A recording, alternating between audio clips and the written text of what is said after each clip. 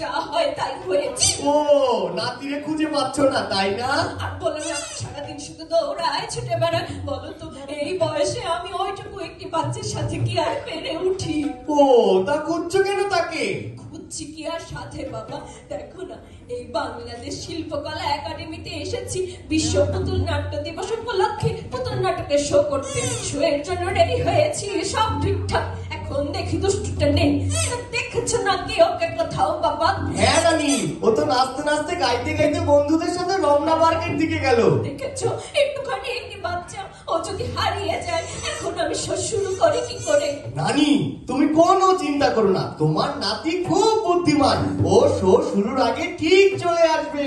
হ্যাঁ বাবা, তাই যেন হয়। আর দেখো ওকে পেলে একটু পাঠিয়ে দিও কেমন? আচ্ছা রানী, পাঠিয়ে দেবো।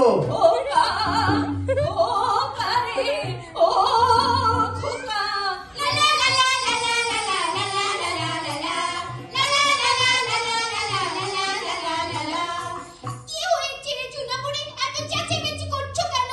কি আমি চেঁচামেচি করি? শকুন মুড়ি, তুমি চেঁচাও না তো কি কাকে চেঁচায়?